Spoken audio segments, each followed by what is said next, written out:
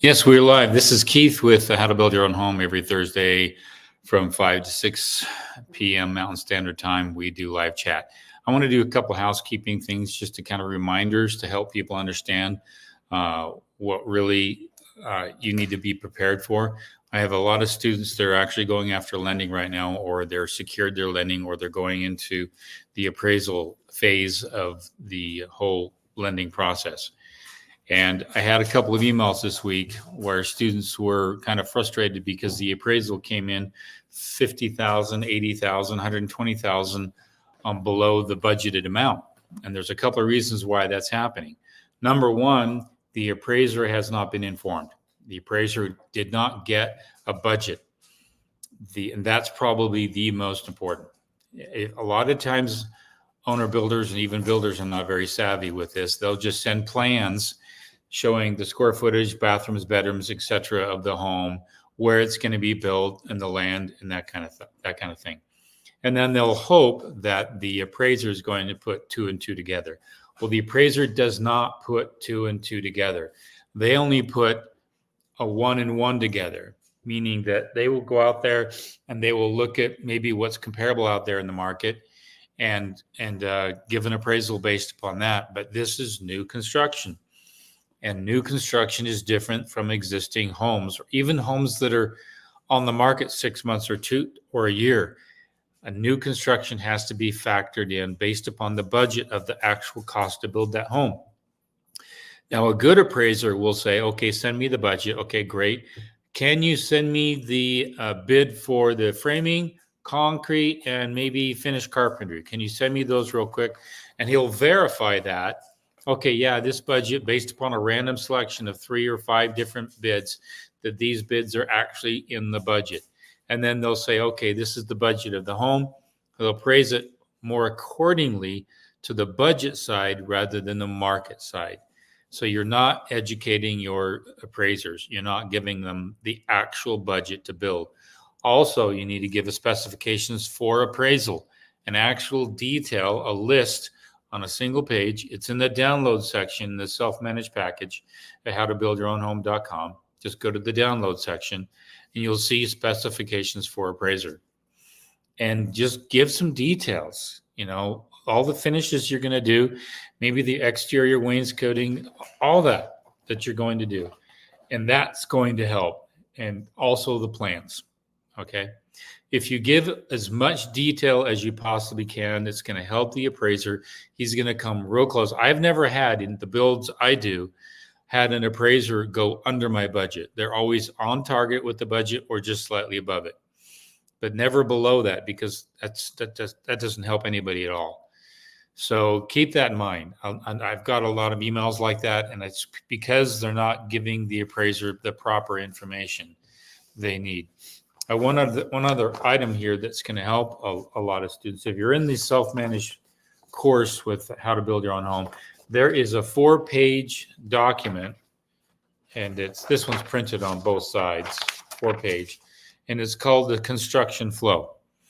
And I strongly recommend downloading that. A lot of students don't use that because it's not a specific checklist. It's just a whole construction flow. And one day, while I'm in my old gray hairs, if I get this perfect the way I want, then I can laminate it and make it look nice. But this construction flow, it's a download file, and it actually helps you see the flow, see the steps. And this is a big issue that owner builders don't know about, because they walk on a job site and they don't know what's next, and they constantly ask subcontractors what's next. Some of them may know, but most of them don't know what comes next. For example, I walked on a job site this morning, and the drywaller was there, and he said, "Inspection passed." He was speaking to me in broken Spanish, and I knew exactly what he was talking about. He wanted to know if the insulation inspection passed so he can start covering it over with drywall. And I said, "Yes, see." And he says, "Good." And he went right to work. So he knew a step. He knew a flow, that something has to happen before something else can happen. And he understood that one thing within his whole arena. And then I asked him, when do you think drywall is going to be hung?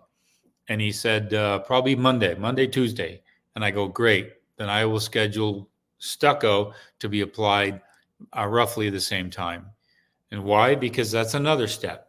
That's a step where I don't want the mudding and taping and texturing inside to happen until I got all that heavy application on the outside of the home, because I don't want any cracking of the drywall. I can hang it, but I just can't tape and texture it until I get all that weight put on the home.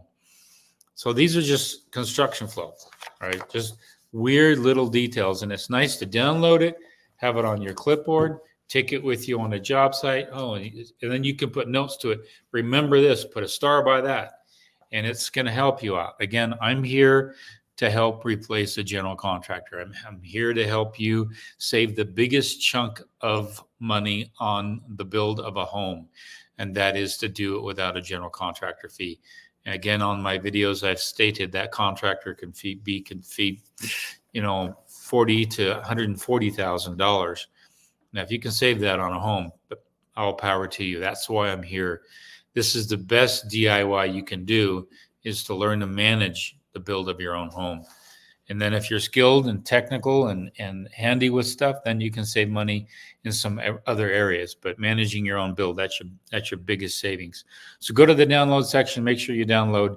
It's the self-managed package at How to Build Your Own Home. Let's take some questions real quick before I go on a tangent with other stuff. We got Brack Builder here.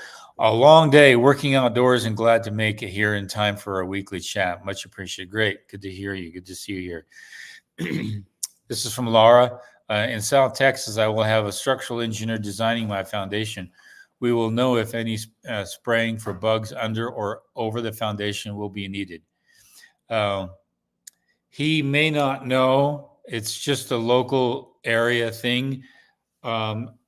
That's sometimes required by banks.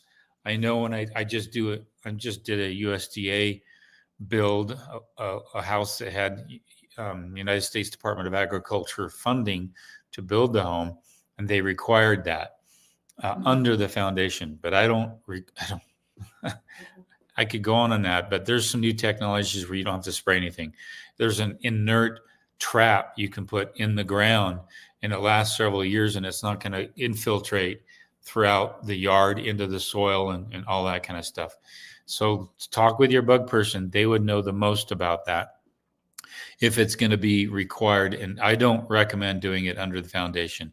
The most I've ever seen that go is 7-year warranty, but I've never even seen that be that great. You want something a little more exposed out in the yard, close to the foundation, but not right under the foundation. So check with your bug person, and they'll let you know. This is a 3-part. Okay, it's a 3-part question from Sunshine. Is it advisable to hire all subs at the same time, or can that be done in stages? The key word is stages. She words the key words is stages there. We are cash flowing near Tacoma, Washington. Would our approved plans be enough for foundation workers to have things placed correctly, or is it advisable to have a framer hired on site during foundation work? Been planning this AIP build for 14 years, and my son is a recent student of yours. Thank you. Also, ideas for AIP. Use leftover lumber to brace between the studs at handrail height for the future handrail support. Should you have subs? You need plumbers in that when you're doing foundation. You're going to need more than just your foundation person. You're going to need your electrical, plumbing. You also need your geotech and a lot of other stuff. If you don't know the upper development, the upper build, that's not something I would start now, because there's going to be anchors and supports and hold downs per the engineering requirement for that home on that foundation, especially in your area. You're possibly having some seismic issues that you have to have hold downs for. So make sure you have the whole thing structurally engineered and it's anchored properly to that foundation.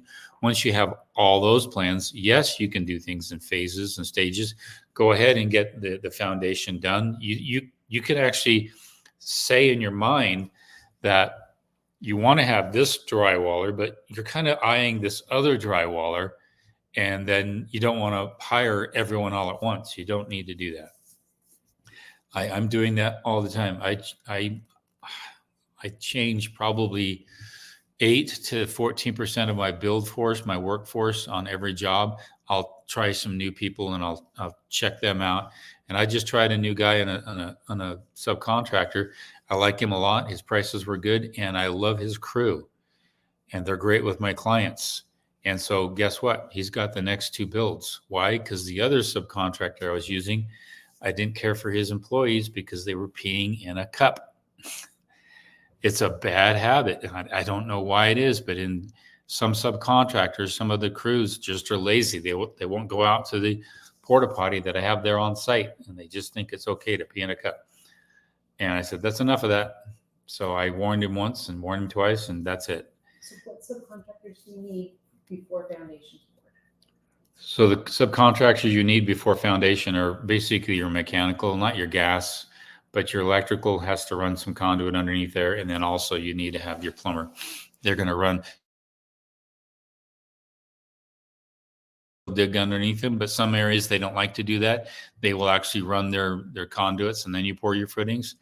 Every area is different. It just really depends on the gravity flow and the elevations that you have and the whole design of the home.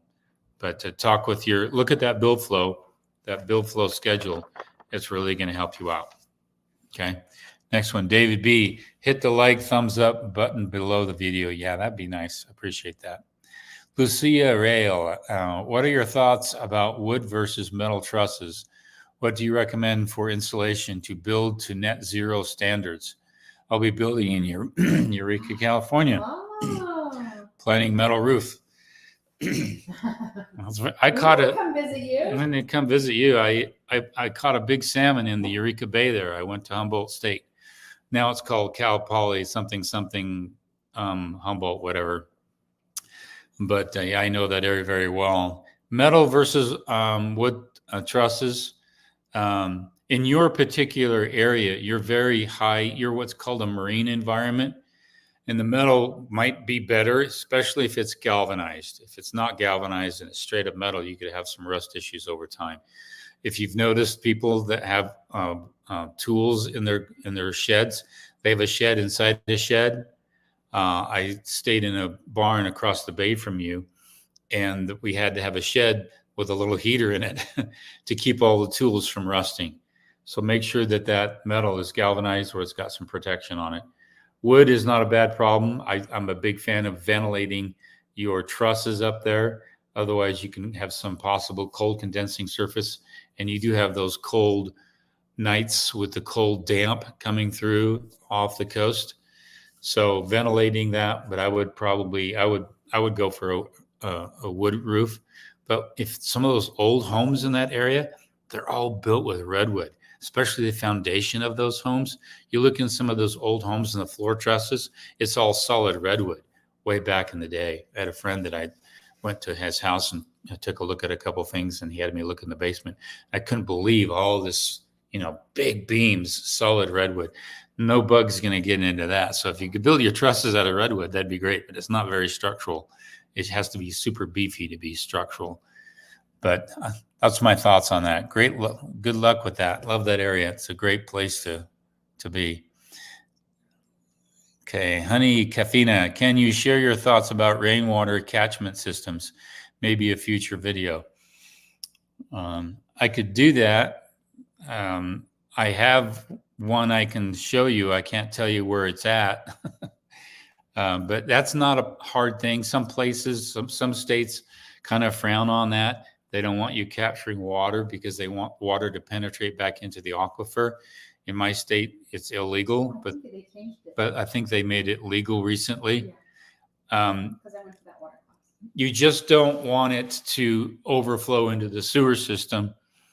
They want it to go down natural aquifer systems, natural creeks and rivers and stuff like that if it overflows beyond what your capture is able to do.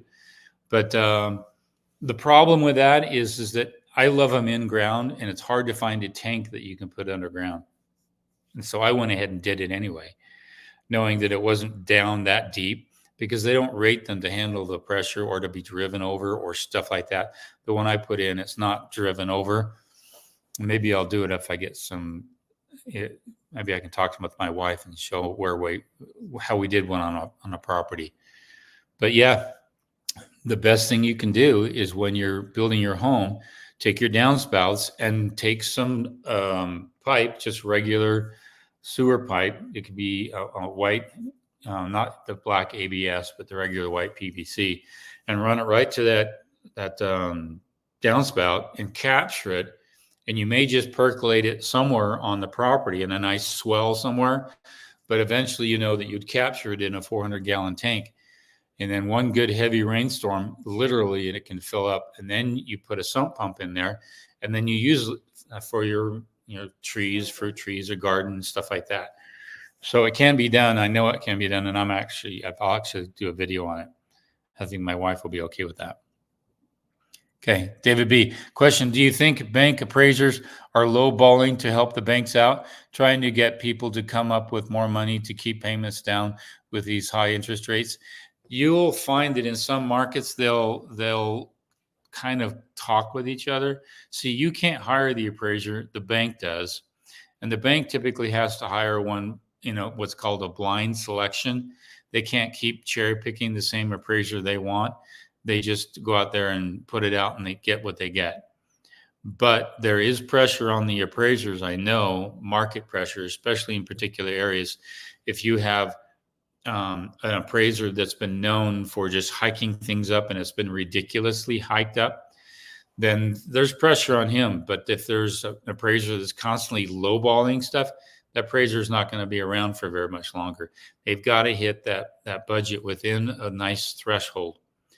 And so the more information you give them, the better, and they'll be able to hit that threshold.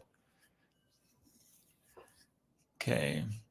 John White, do you think it is more cost effective to use attic trusses with large dormers on both sides of a home, or just simply build a second story? That's a really, really good question. It depends on how big that room is. And what you're talking about is an attic truss, and then you have dormers out. It could be shed dormers, it could be gable dormers, whatever, which have to be stick built. And then you, after those, then you go more attic truss. I think that's what you're talking about. And would it be more affordable just to do stick build the whole thing? No, it's more affordable to do the attic trusses. Even though you stick build those two dormers that are coming out, it's still more amenable to just go with the attic trusses.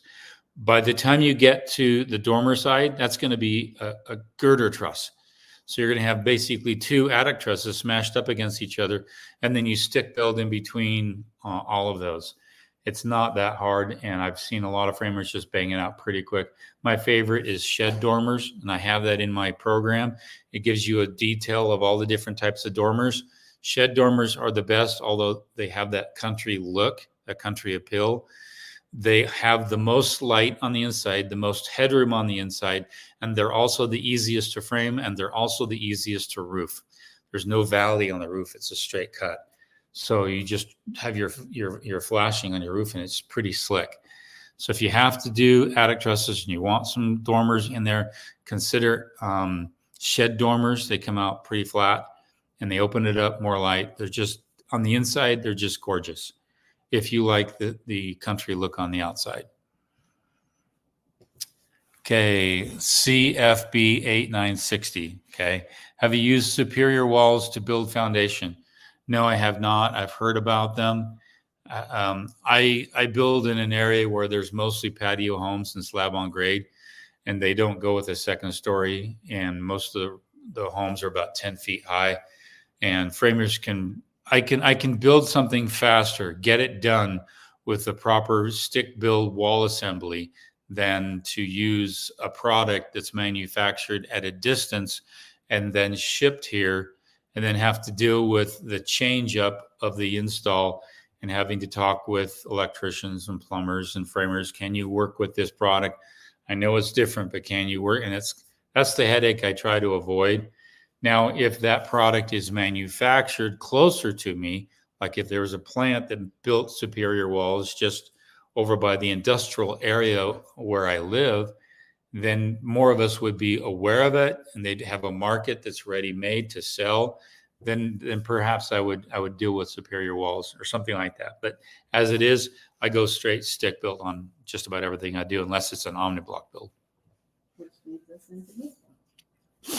Laura, it sounds like a number of your students are building with Omni Block. How can we ask if they can share their pics, videos of their process? That would be good. Is there a place on the course that we could share your pictures? Yeah, it'd be great to create a course on that. I think a lot of them that are doing it, there's a lot in the Midwest and there's a lot in Florida.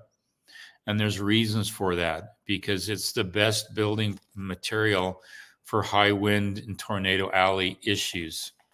And that's one of the reasons why they're doing it. The other reason is because it's one of the best envelopes for saving energy and for efficiency. You can actually downsize the HVAC in your home. There's those benefits. They will deal with the headache of trying to find a structural mason. And that headache kind of it's minor compared to the pluses they get from the home. Just imagine a wall assembly where one person is installing the wall and installing the insulation at the same time. And then the exterior applied fascia is super nominal, or in some situations, if you buy the product that Denny has at Omni Block, some of his Omni Blocks are finished on the inside and the outside. Think about that. You don't have to have all the extra hands. I did a video. It's a video that had like 190,000 views. And I said, here's the real cost of a home. And it's in the exterior envelope of a home. And here's one of the reasons why people like Omni Block. If you take a typical stick build home, all right, and you're standing here and there's a wall and you're going to put up a wall right here. There's one person to frame the wall. I actually did it like this. If you can do it like this. One person to frame the wall, one person to stuff in the insulation, one person to hang the drywall, another crew to tape and texture the drywall, another crew to paint and prime the wall. Then on the outside, one crew to hang the lath, another crew, this is talking stucco, another crew to have to do the gray coat, and then another crew comes and does the finish coat.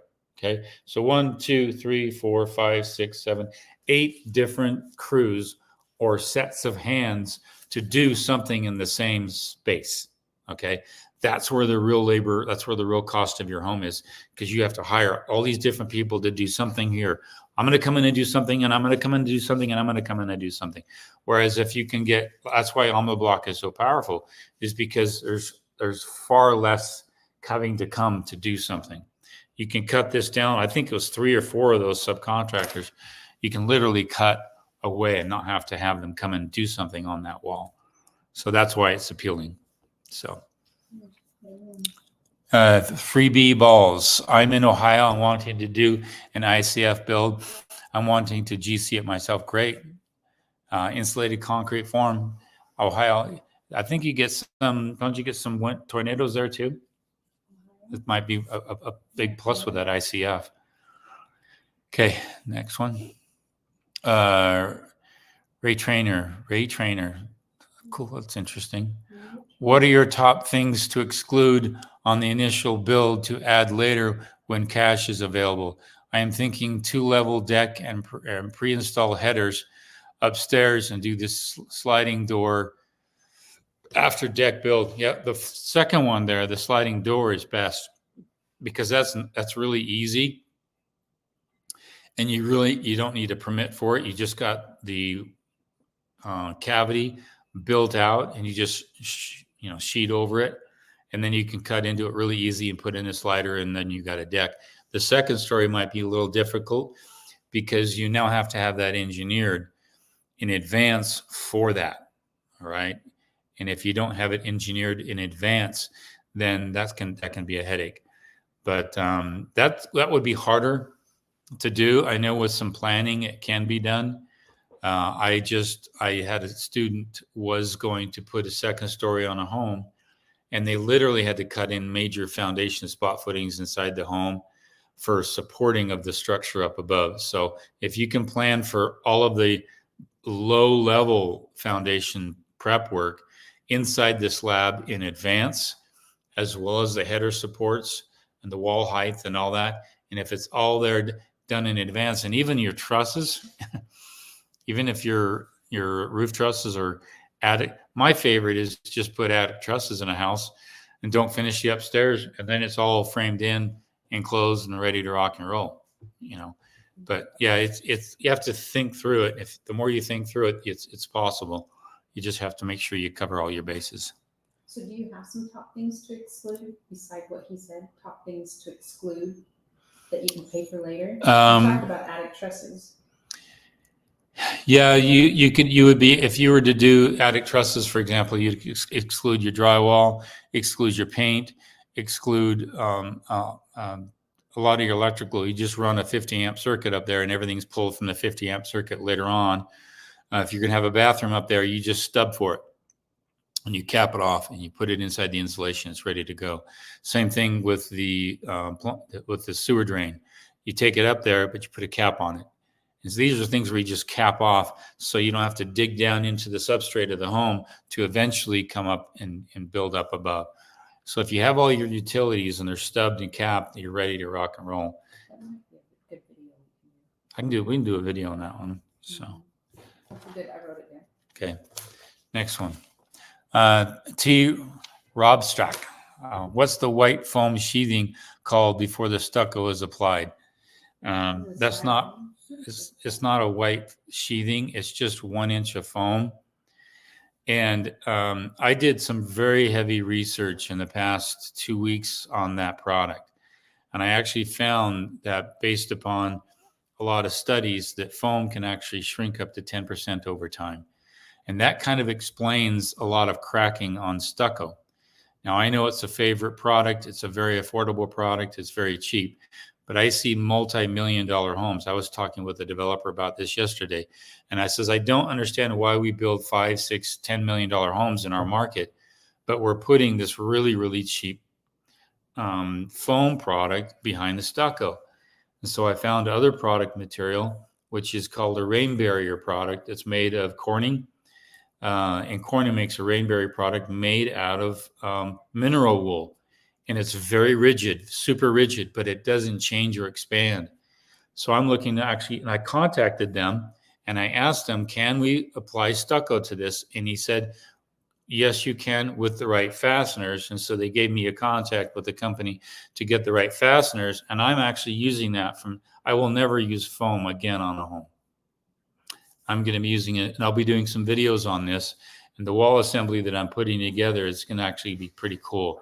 So watch for some of those posts on YouTube. They'll be coming up.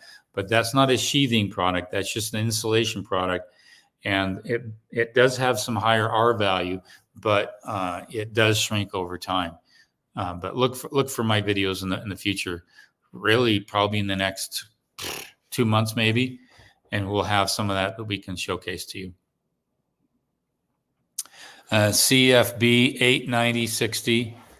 What's easier and more cost effective? Walkout basement poured into forms or block wall?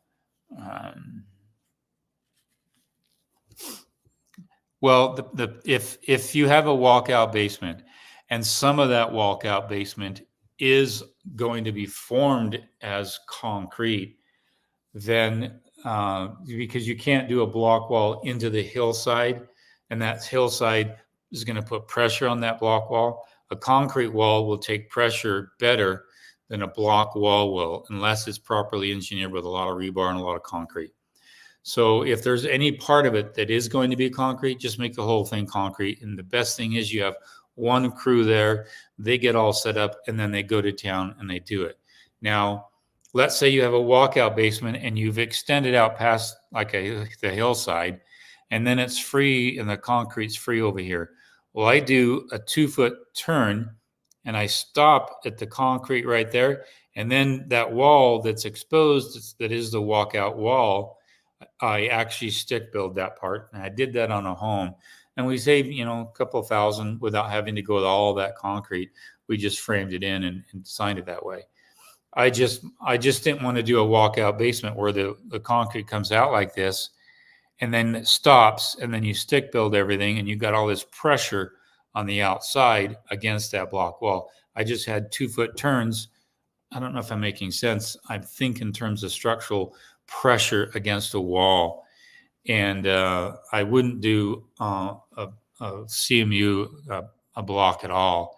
I try to stay away from that. That might be okay on a retaining issue on the outside of a home, but I wouldn't change up from concrete to block.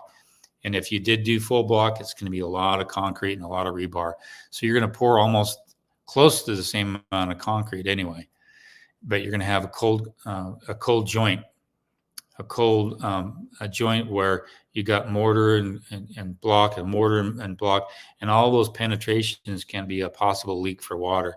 Whereas the concrete could be a more solid surface, and you can, protect it on both sides as well. So I'm not a fan of block for that.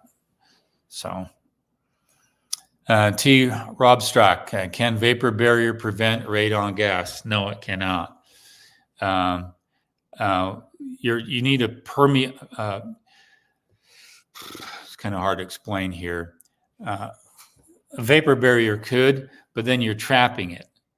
And so if you're trapping it, it could come up in a more concentrated area in a penetration in that barrier, such as a sewer pipe or any conduit or even a spot footing that you can't get a perfect seal around there. So it's going to come up. The only way to deal with radon gas is there's a pipe you put underneath the slab, and you put it in the gravel, and you put it just beneath the slab, and there's a vent, and it's maybe 15, 20 feet long. It's near the center of the slab of the basement or a slab on grade. Typically it's a basement because that's your biggest issue with radon gas coming up through the basement and inside the home.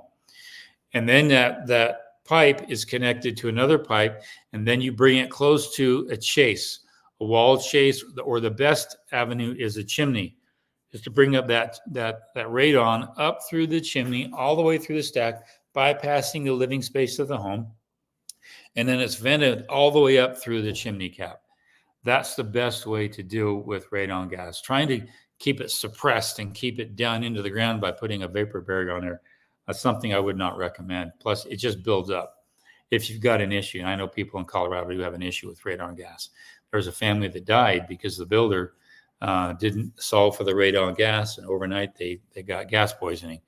So if you've got that issue, talk with your designer and say, hey, we need to talk with your HVAC contractor and say, I need to take care of this gas. How do I vent it out of the home? And I wouldn't recommend mechanical venting where it's electrically required to pump it out. You want it to be naturally flowing, and radon gas rises. And so you want it to come up through that pipe and naturally exit through the chimney or some other chase. So, Mup Rock. I'm building in the Colorado Rockies, zone 6B, cold and relatively dry. I like to use zip, but worried that moisture would be trapped between my interior vapor barrier and the exterior zip. Thoughts: don't put an interior vapor barrier on your home. You're going to produce a lot of moisture inside your home, showers, cooking, steam, all that kind of stuff. And it's going to work its way into the wall. Well, if it suddenly stops, then it could build up inside that wall. It wants to keep working and dry out and working and dry out. So I'm not a fan of vapor barriers on the inside of the home, especially a non-permeable one. Delta Products has a product that is air retardant and water retardant, but it has a vapor, somewhat porous for vapor to get through, meaning it's somewhat breathable. I'll be doing some videos on this on my YouTube channel, a whole new wall assembly that I'll be doing. But you want to check out the Delta Dry, something dry, I forget the name of it.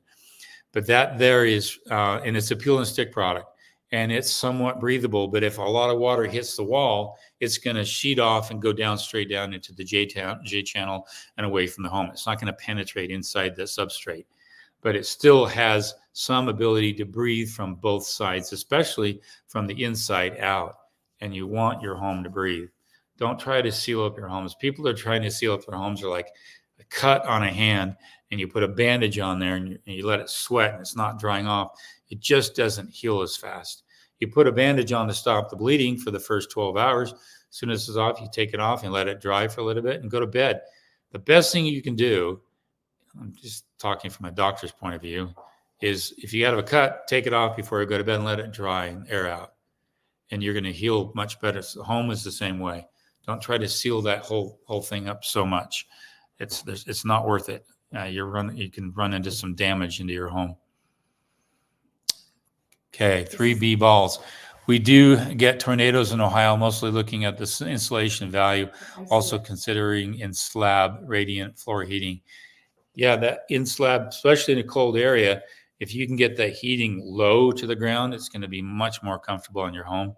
For those that are in South Texas in a hotter climate, you're going to have forced air come from above. It's a different situation, but yeah, getting it in the ground is going to be a big plus. They were talking the difference between ICF and that floor for insulation. He asked a question before about the Ohio and tornadoes, the ICF. Yeah, the insulated concrete form, which is ICF, that's good for the tornado because it's going to be filled with concrete. It's just going to get. What's that, Sweeney? Is the question? Do you want me to go back to the question that they had before? Yeah, I can go back to that question. Okay, there you go. I'm in Ohio wanting to do an ICF build. GC yeah, that's not going to be hard to GC yourself. We do get tornadoes in Ohio. Just keep in mind that the difference between ICF and Omni Block is the Omni Block has got a rigid surface on the outside. The ICF has got a foam surface on the outside. So if you did have a tornado and it hits your home, it's going to do all this damage to the foam side, not necessarily to the Omni Block hard rigid side. Something to think about. That's why I like Omni Block over ICF. But yeah, your insulation is going to be a big plus there with the colder climate. I am Hope Clark. Do barn dominiums cost the same as traditional homes? Anything to take into consideration? The only big positive with barn doors, they call them barn doors, is you've got this massive open space, typically more square footage for typically less, okay? But it's not more efficient. And then on top of that, it doesn't necessarily fit in a lot of subdivisions. It's something that you're going to do in a rural somewhere, and it's a standalone thing, and it looks like a big barn anyway, and it's typically what you're going to build there anyway. But on the opposite side of it, they're just ugly. For me, being honest, I can't affix a wainscoting to it the way I want. I still have to fur out the inside because that's a metal building, and that's terrible. It's a conductive nightmare for heat and cold. So I still have to fur it out on the inside, and as a result, I can't touch it up on the outside the way I want. And if I end up furring it out on the outside, then I got a double wall that I've just built around it. Again, it's just a cheap way to get a lot of square footage with a big, huge frame structure, and it puts it up pretty quick. And if that's what you're looking at, that's not a bad thing. So, JMO, we are in a dry mountain area, so am I, and are considering metal siding versus stucco.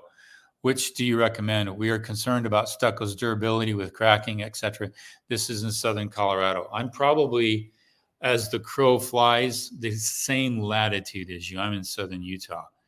And here's some thoughts. There's a product, again, I'm going to be doing a lot of videos on this. And I, like you, I don't like the traditional lath metal wire mesh inside stucco. Why? Because it rusts. And if you've seen stucco go bad, I mean, it goes bad. And the whole stucco can just come falling off a home if that lath product, it starts to rust. That means there's a lot of water hitting it, and it's terrible. Well, there's a new product, which is, it's called Rain and Dry, Rain-N-Dry. Look it up, Rain and Dry, and it's from Dorkin. It's a Dorkin product, and it's a rain screen, and it's a lath combination application at the same time.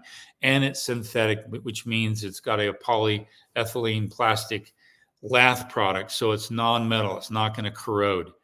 Now, if you can put that on your home, it's going to last quite some time. Nothing's going to corrode. Nothing's going to erode. And on top of that, the water is going to be captured at the rain screen. It's going to go straight down, and it's not going to go all the way inside the substrate of the home. So check out those products. Dry and what did I say? Laugh and Dry or something.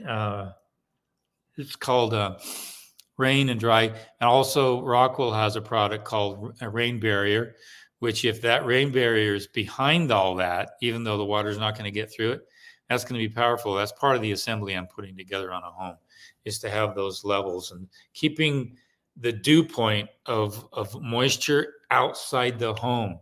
You don't want that inside the home. That person was talking about a vapor barrier on the inside of the home, meaning no water can get outside. Well, you can create a dew point, which means that water is going to condensate and drip and build up inside the home in a particular wall assembly. Just like a pitcher of water on a hot summer day, you put it out, it's going to condensate. The dew point is on the outside of that pitcher. It's going to start to drip all over the place. That's how you kill a home, is you don't put the dew point in the proper position. You want it away from the structure. You want it outside on the envelope of the home, the far outside. Okay, David B., have you increased the size of the incoming utility feed for EV charging in the home? 2 or 3 EVs charging would probably take a lot of power. Yeah, that's a good question. I don't know how much one particular EV would draw and what kind of a circuit would you need. Typically, it's probably a 50 amp circuit. I think it's a 50 amp circuit. And if you've got a 200 amp service on your home, then you would probably be able to handle 1 or 2, but maybe not 3, with a lot of other stuff being drawing power from that home. You might want to find out about a 400 amp circuit or a 400 amp service panel. Now, those are expensive. I know I've got one in the garage. It cost me $3,300. That would be more than ample to supply for the power on all of those. But it may require an upgrade with your utility company, maybe even a transformer to be able to supply for that. Check with the power company, check with your electrician, and ask them, give them the specifications on the EV vehicle, and ask them, hey, can I charge 3 on a 200 amp service, or do I need to have a 400 amp service? What do you recommend on that? And so they'll be able to give you some information on that. Keep in mind, 400 amp panels are hard to get, and they're on the delay. It took me about 4 months before I finally got mine. David B., I kind of like those stick-on breathable water barrier products. I'm thinking of using it on the outside with a manufacturer's home. It manufactures inside membrane. They spec for a cold weather area. Yeah, especially in a dry climate. Maybe not necessarily for a marine environment. You really want that home breathing in a marine environment. For a dry area, it's probably different. Okay, next one. Laura, 24 by 24 attached garage of an Omni Block home in South Texas. Is it overkill to use Omni Block for the garage too? Whether options would be less expensive to build the garage? That's a good question. You could actually just go with regular CMU, a block without the insulation, which is what Omni Block offers. If you don't plan on using the garage much, and it's just kind of hit or miss that you might use it here and there, you may not need all that insulation, and you may just go with a regular CMU, and that's just an open cavity block, like a block wall, with some cells of concrete every once in a while, with some rebar every once in a while for reinforcement. And that would save you on some stuff like that. And then you wouldn't have to do any finish on the inside or the outside. But that's the only benefit, is you got that added insulation. And if you really need that comfort level inside the garage because you want to do a lot of work, or if that's where you do your business, then you might want to go with the insulated Omni Block. But I would stay with Omni Block for the house and the build, because you don't need to bring a framer there and increase your costs with another subcontractor. Just hire the framer to roll the trusses and build the interior partition framing, and you don't need to bring them there to frame the whole thing. So, Ivan Butcher, who are your favorite energy efficient window manufacturers? I haven't really found one I like yet, to be honest with you. I just went through kind of a very difficult process of getting bids on a lot of windows. And we did a live chat maybe about a month ago or 2 months ago on it. And I had prices that were north of 130,000, some around 60, 70,000, and another price around 35,000. And why am I going to spend $130,000 for supposedly high energy efficient windows? You could put blinds and shutters in to help with that. Yeah, we're going to do some video. I'll talk a little bit about that. I don't know. Yeah. We're going to be doing a video with a product that we think is probably an answer to that question and has to do with blinds. And there are new blinds coming on the market. When you shut them on a cold winter night, they seal up. So that's basically almost better than the triple pane window. So there's no window that can be able to, act as a what do you call it? A thermal break basically in the window. There's an air gap in there, and you got blinds, window, air gap, blinds, and that air gap becomes what's called a thermal break. And so it's harder for heat to transfer that way. It's easier for heat to transfer through this pen than it is through the air, unless there's wind blowing it. And so I think that I've been thinking about this for a long time, and I think that there's probably products. In fact, I know there are in the blind industry that actually help with that efficiency. And so therefore you can just get a nice builder grade or some other window that's got some good, feedback and reviews on it. And then look at your blinds, and then also look at the placement of your home. Are you getting good passive solar coming into your home? Like we've got 1, 2, 3, 4, 5, 6, 7 windows on the south facing of this house, and only 2 on that side. That's the north side. That's colder. That's warmer, and it's really comfortable in here. When you plan it that way, you don't necessarily have to spend a lot of money on windows. And I did not spend a lot of money on these windows. These are Samsonite windows, and they've done just well. So, okay, Laura, what kind of electric do you add to a garage to charge an electric car? It's typically a 50 or 75 amp circuit that is on the circuit board, and they run it. And then it's a particular plug that you can get with your car manufacturer, and you buy that and you give that to your electrician, and they hook that up to that circuit that they bring to wherever you want it into your garage. It's just wherever it's most convenient. If you're planning on this and it's a new construction, you're going to want that to be on the right side of the car where you charge it, and you're going to want that terminal to be really close to where that's at. And give them the specs on the car, and they'll know exactly the circuit size you need, and he'll bring that power to that dead end. Teaser. That's a teaser. You're just a teaser. Regarding stucco foam, does the foam on Zip R have the same 10% shrink factor? Yes, it does. You can't stop that. There's just something about foam that has a capacity to shrink over time. Now, this is not something over a month, but over a longer period of time, multiple years, it can tend to shrink. And it's kind of like when you take a match up to a styrofoam cup. What happens to the styrofoam cup? It just shrinks into a ball of black goo. All right. Well, it's the same thing with styrofoam. It just has a capacity to pull back and shrink with extreme heat, and it just stays in that position.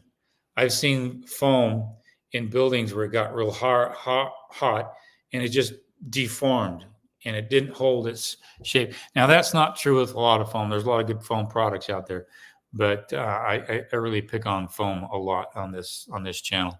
I'm just not a fan of it. It just is not the staying power that I need on a building. Now, if in the attic, in the crawl space, and you want to insulate the end of the walls, and it's a cold place anyway, and there's not going to be a lot of temperature fluctuation, you seal the end of those trusses with it. Great. There's a lot of great applications for it. Even under the ground, 2 inches of foam under a slab is going to be a perfect thermal break. It's not going to have wicking of cold coming up into the foam. There's a lot of great applications for it, but there's a lot of applications I don't think we should be using foam for. So, Rob Strack. Great. We got 10 minutes. So what are your thoughts on caulking around exterior window seams or hardy panel joints? Guys, there's a new product that is actually coming out that's replacing the caulk, and I forget the name of it. I think it's a Delta series product where you literally put it inside. It's like Baccarat. I don't know if you know what Baccarat is. It's that gray silver cylinder foamy stuff that you can put around your window sills. It's not like Baccarat, but it goes in as easy as Baccarat, and then it allows for that window to breathe a little better, and so water leaks or leaves on the outside. The problem with caulking, if it's not done right, is that over time that water can get behind that caulk, and because nothing's breathing, it's working its way into the substrate behind that window into the framing structure, especially if you don't have it taped right. And so I like the caulk to go behind the flange, behind the window, and not be exposed to the outside elements. So if it's exposed to the outside elements, I'll try to find that product, maybe do a video on it in the coming weeks. Good? Yeah. We got lots. David B., I have decided against zip on the wall. I think it's not permeable enough. Maybe on the roof. Roof is not bad. I love zip on a roof. It makes sense, but that peel and stick stuff comes in big rolls, and you tape it just like zip, and you make sure you press it on with a roller really hard. And the neat thing is you're not going to nail it in. There's no penetrations in the substrate. The OSB is going to be clear, so you're eliminating the number of penetrations. It's a great product. Okay, 3 parts. Okay, Brack Builder tore down old garage and working now to find structural engineer to cross-check the rebuild architectural plans. Raleigh, North Carolina City Garage Studio to do first before the new house build. Great. Open first floor 20 by 20 and second floor 12 by 20. Both floors 10 feet, taking your advice on 712 pit roofs. That's a great idea. And definitely aluminum and rock wool. I'm taking your advice in building in stages. That's awesome. We want to get the garage studio to where it can be used storage first and finish out later. What advice do you have in making this get built quicker? You're going to want to find out exactly where your stairs are going to be, and they can't go at a cross angle to the truss. They have to go between the trusses. So just keep that in mind. And where the stairs are going to go, that means that truss distance is going to be wide, and everything above that is going to be a stick built. So typically your stairs are going to be 3.5 to 4 feet wide. Well, that's going to be a big cavity in your trusses up at the top. They're going to be stick built in there. If you can plan for that and have them frame it at the same time or get that done, then you got a real headache solved. And then you can move forward. But one of the things a lot of people don't know about is the placement of stairs in a second story and working into those trusses. You have to go between trusses, or it's more of a complex framing, and you increase your framing costs, increase your lumber costs, and you increase your time to completion. So placement of stairs, I could do a whole video on this on stairs and how to best place stairs. The best advice I have is align your stairs between the trusses, and you'll be much better off. Okay, Glenna Kamholtz, is your Omni Block build at a point where one can visit with you and talk builds? Hurricane, Utah. Not yet, probably in the fall, probably August, September, most likely the first part of October, sometime in that. And it will be up in the Cedar City area. I'll let everybody know, and it'd be nice to have people come visit me. That'd be awesome. We should check with them if it's okay. Yeah. Yeah. So I actually work with all my clients, and they're okay with me filming on the site, and then I can talk with them about having people come and look at the site. Maybe we can do a site training session on the site. Field trip. That'd be awesome. So, put a thumbs up if you want a field trip. Yeah, put a thumbs up if you want a field trip. That would be fun in the fall. I'll put it together. Yeah. Okay, 3-pound balls. Any thoughts on hardy architecture panels? They have stucco type finish. Hardy. That's interesting. That's going to be very expensive. And it's going to be very heavy, and it's going to be very difficult to apply to the substrate. I would just use hardy on the trim. I wouldn't, and hardy's the best trim you can get. It's not wood, takes paint, it maintains itself over time, ease of maintenance. Any kind of wood exposed to the elements that has to be painted, it's not going to be fun. It's going to be weathering away pretty quick. So if you can do hardy, make it a trim and not the hardy architectural panels, I wouldn't go with the architectural panels. That's kind of hardy is a product that works well as an exposed product to the elements. Why bury it behind whatever else you're going to put on there? Unless it is a finished product and it's right on there, and in place of your OSB, it's a full finished product, then it wouldn't be bad.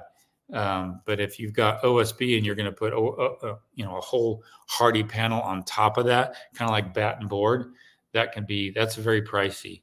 I've done bids over and over and over again. All your surfaces, like your rock, your hardy, your batten board, your shiplap, they're all more money than stucco. And so I try to do as neat things with stucco as I can while maintaining costs on a home. But I'm now looking to apply stucco in a wholly different way than I've ever done before. So stay tuned on my YouTube channel. You'll see what I'm up to. What does Omni Block cost for a square foot of wall roughly? Are there extra costs involved? Danny, the president of Omni Block, actually had a builder who did a side-by-side comparison, and it was almost sixes. It depends on the cost of the lumber at any given time and also the cost of your framer. But he actually did something like that in Arizona, and it really came out almost comparable. In some situations, it's a little over. In other situations, it's right even with it. Again, it's not necessarily the case. It could be a little more in some areas if they're not familiar with structural masonry. But that was his experience. And that's been pretty much mine. It's just kind of a little bit of a challenge to work through the installation of it. And you have to have 2 or 3 inspections during the course of the build of the wall, because you're going to have rebar coming here and rebar coming here and rebar coming here, and the inspector has to come in and check all those. With framing, you don't do that. You just go to town. And as soon as it's all framed, come and inspect the whole thing. So there's just things you have to know about Omni Block. So I actually have a checklist on Omni Block. It's uploaded, and I added it in the framing section. 17 point something. I can't remember what checklist it is, but there is a checklist now for Omni Block. So if you are doing Omni Block, look in the checklist. It's there somewhere. I still have to do a video for it though. Can you explain the difference between a gravity fed versus engineered septic system? In what conditions would each be installed? I don't know what you mean by engineered septic unless you mean sump pump. Gravity fed means you go to the bathroom or you're in the shower, you're in a sink, and the water drains all the way to the septic, and it doesn't have to be pumped to the septic. You're not below the septic, you're above the septic, and that's gravity fed. If it's what you mean engineered or mechanically pumped, that means the septic is higher than you and you're having to pump the sewer up to the septic. Now, you don't want this. You don't want to have to pump. If power goes out, guess what happens? Your sewer system does not work. Okay. So I have a job I just did, and I've got another one coming up. I'm doing 3 septic systems, and I designed all of them so that they're gravity fed, meaning that I'm actually lifting the pad on one home about 1.5 feet so that we make sure that we're going to have drainage to the septic. I just did a home recently where we lifted the pad just enough to get that system draining away from the home with no sump pump. So that's the big advantage.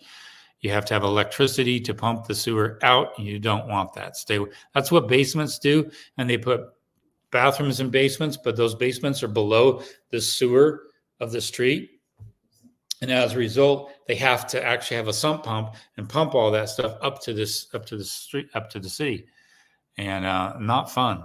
I did a very high-end build up in Park City a couple of years ago, and they bought the lot, but they didn't know that lot was at the tail end of a subdivision, and it was below the sewer drainage. So they had to get a grinder station and a 1-inch line. They had to grind it and pump it and literally force all the sewer into a line set up over a hill and finally down into the sewer. And the owner did not know that, and he had to spend $18,000 extra just to get that grinder station and that sump pump installed. Not fun. So do your research. Home site selection checklist. Hint, hint. Ready? Yep. Sunshine, local builder supply store said we would need tax exemption permits for the builder's discount. Can you explain that? Also, they offer pre-cut lumber for the home. Is that advisable? I wouldn't go with the pre-cut lumber. What they basically means is that the wall height is 92 3/4 or whatever, and that's pre-cut. It comes from the lumber, the mill. They will produce lumber that's exactly 10 feet high or 9 feet high. That's what they mean by pre-cut. They don't do that pre-cut stuff where they cut everything and label it and put it in for you to follow the labels. But as far as exemption permits for the builder's discount, that's basically your EIN number. That's why I suggest creating an LLC, creating your own business, and you giving them the EIN number, and you're tax exempt because you're not reselling it. Okay. If you were to build something and then resell it, then you'd have to have tax on that. Like my son manufactures something, or my son in another business makes a product and then he sells that product and he has to pay tax on that. But as an owner builder, you're not reselling it unless you are an actual general contractor. But if you're not reselling it, then it's basically a tax exempt. That's not nonprofit tax exempt. It's just tax exempt from resale. And so there's a form you fill out for that. I can't remember the name of the form. I'll have to look that one up. But it's more than likely it's just your EIN number, and on that EIN number, you can say we're tax exempt from resale tax. So, okay, Robert. Okay. How many do we have? We'll take a few more. We're over our time, but we'll take a few more. I have an HVAC subcontractor that says he cannot do the gas lines. I'm building up in the mountains, and I want to do dual fuel propane and electric heat pump furnaces. Do you think this is a red flag? It's not a red flag if he can't do that. Ask a plumber. Now, you have to be certified to be able to do gas, and the HVAC people are probably, a lot of them don't like to be certified in that and HVAC because it's a headache. But a plumber can, and if not a plumber, then a plumber will have a subcontractor that they sub out for the gas install. My plumber is not licensed in that, but he can sub out the gas install, and he manages that for me. And he does the gas mapping and gas sizing and all that for me. So talk with the plumber and find out if they don't do it, do they sub out? If they don't sub out, they'll give you a name to contact, and that person will come and do it. Now, a caveat. When they do the gas, they're going to put a meter on it to test the pressure of the gas line with air. The inspector is going to come and look to make sure it's holding that pressure. And then there's going to be a gas mapping sizing plan that they'll wrap around that meter. So when the inspector comes, they'll grab that. If it's not already uploaded, if you don't upload it to the program, they'll grab that and then they will upload that into the program. Make sure you get that. It's a little caveat there. We'll do one more question. Okay. All right, it's here's just a quick statement somebody already had. Omni Block cost per Denny at $28 plus or minus gross wall square foot. This price includes standard gray Omni Block, all the installation, labor, and mortar, rebar, grout. That's about a good price. Yeah. There's two actually. Do this one. How much is time efficient during a build worth? I.e., SIPs, structurally insulated panels, go up very quick and cut out steps, but are 20% more expensive than stick built. Is the time saving worth it? No, it's not. I'll end it there. Okay. Any others? Yeah. Okay. Hi, what is your experience with Anline windows? Again, there are hundreds of window manufacturers in the country, but there's only about a half dozen to a dozen glass manufacturers, and they all buy their glass from the same place. And the reason why there's so many glass manufacturers is because it's hard to manufacture a window product and ship it so far away. So I don't know them. I've researched a lot, but I'll have to look at them and check them out. Okay, and then we just have this really good idea this is a good idea. Read it. Oh, yes, it would be great if you would do a video on best location for stairs. Never heard that stair placement could affect framing costs. Yeah, it does. I'll have to do a video on that. In fact, I have a home I just finished framing up north, and we did a circular, not quite a pure circular stairway, but a stairway with landing, and how you can create storage space, usable space without sucking up a lot of space in a home by building stairs this way. I'll do a video on So that. there's 2 videos we could do. Yeah, 2 videos. We'll do a video on that. It will actually be better to do when it's finished, because I can actually show all the nooks and crannies. It's really hard to see its value in the framing structure. But when we get close to the finish, we'll do a video on that one. Okay, here's So, one more. one more. My wife says one more. Doug B, we are planning to build in rural Utah. I like the Omni Block idea, but my wife thinks the outside looks too much like a cylinder block commercial building. Besides stucco, what are your exterior options? Stucco. If you do an exterior siding on that, it's going to be very hard. It's not going to be fun to install. Just your stucco. Now you can do some, what do you call those on window sides? Those flap things, decor things by the windows. Shutters? Yeah, shutters. You can put shutters on there. I've got a video where I did a Omni Block home where I actually put shutters on the windows, and that kind of broke it up, and that was kind of nice. So you can do that, and if you can find that video, it's in the series somewhere. Anyway, we'll end right there. Yep. Thanks, everyone. Put a like, share. We appreciate it. And again, we'll be here next Thursday from 5 to 6 p.m. Mountain Standard Time. And go to howtobuildyourownhome.com. Please, I had 3 emails this week asking what's the value of the program you have at How to Build Your Own Home. And I was a teacher for 20 years, and I've been a builder for a little more than that. It's valuable. It's got the structure you need, the files you need, the sheets and draw sheets and budgets and checklists. It's got everything in there, and it's constantly getting better. It's good, and it's worth it. And if you're going about trying to build your own home without expending just that amount for all that you need, it's got 70 different checklists alone with tons of video. It's robust, and and I have not had one complaint. I had one student who wanted their money back a long time ago because they found out it was just too much for them, and they asked for their money back. So they got their money back. But I haven't had any complaints on the program in the 4 years we've been doing this, 3.5, 4 years, not one complaint. So to me, that says we're doing something good, and it's worth its value. So check it out.